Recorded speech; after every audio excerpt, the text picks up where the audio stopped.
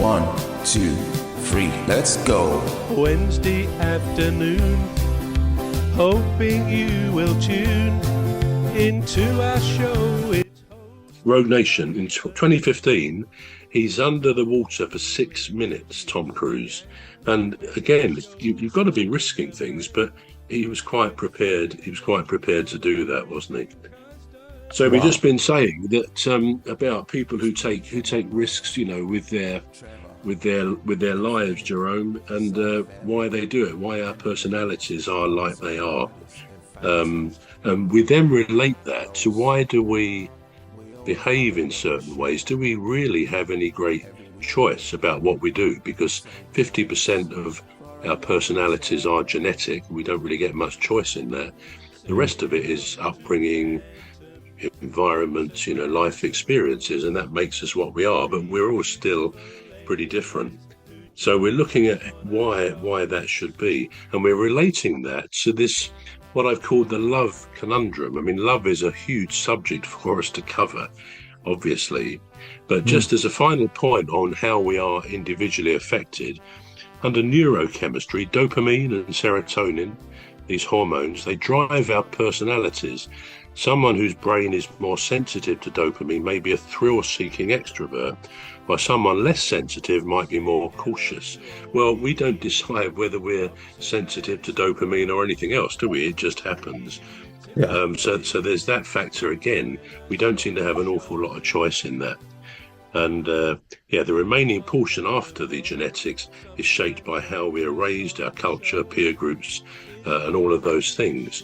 So we're going to try and relate that to people in terms of love. What is love? And I was going to ask the question to Cuz here, which is, I can find it. What is your definition of love? My definition of love would be something that is felt or given unconditionally. I know there are different aspects of or different types of love, but it is just something that you generally feel. You can't explain it. Well, okay, let me just give you the original Greek definitions of love, and I'll pick you up on the first thing you said in a minute about it's something we give unconditionally. Right. I'm going to ask you if that's really possible. Now, the four types of love are the Greek words for them. It's philia, P-H-I-L-I-A, which is brotherly love, affectionate, friendly love, you know, that sort of stuff, between close friends. Storge, S-T-O-R-G-E, which is a natural family type love, like a parent to a child. Right. Agape, which is an interesting one. It's what is described as an active, altruistic commitment to another person's happiness without expecting anything in return. Now, that's really what you've just said. And the last one, which we'll all be pleased to know, us guys, Eros, the passionate, romantic and sexual love between human beings. And maybe that's the one we're going to focus on a bit. But I will say to you, Cuz, you said love unconditionally, which is more like the agape love, but I assume you meant it anyway in love between two people. Now, why do you say that love like that is unconditional? It's a bit hard to explain because really, no matter what kind of love, which is a far which is an extension, not an extension, but is farthest away from hate, right? So no matter what kind of love that you have in mind. 1, 2, 3, let's go.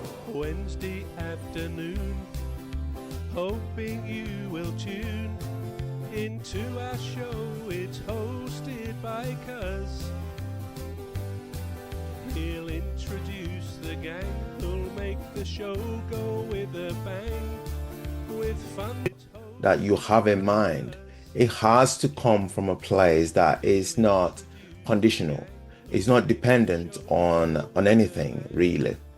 And maybe I might be defining real love or true love. I don't know, but it has to, in my opinion, it has to come from a place where there's no strings attached to it.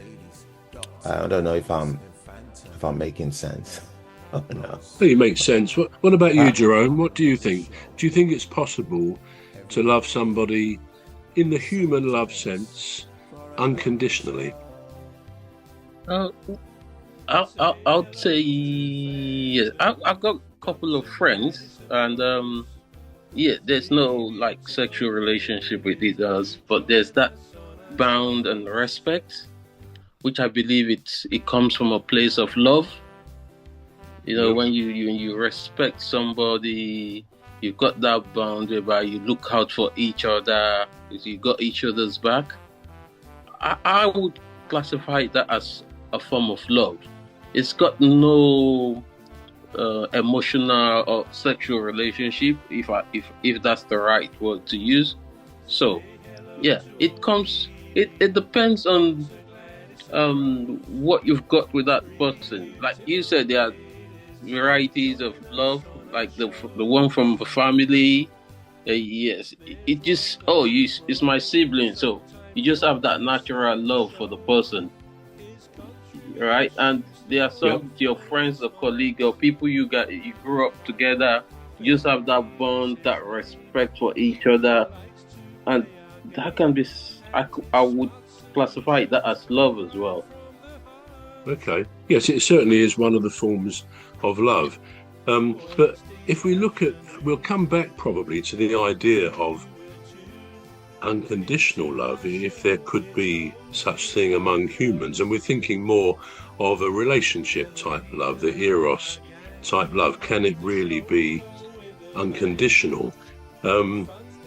If I said to you, either of you, if I said to you, cuz, I love you, cuz, but now, hang on, that sounded good when I wrote it down. That doesn't sound quite so right now. That sounds completely inappropriate. But and I'm not coming out or anything like that. But what I'm trying to say, if someone says to you, yeah. "I love you so much, such that I can't live without you," Hmm. now does that not bring in a bit of a conundrum in love?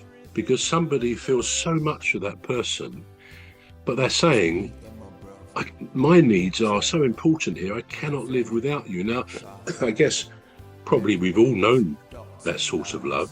I mean, I was married for a good few years and eventually divorced. Not on my part, I might say, but there we are.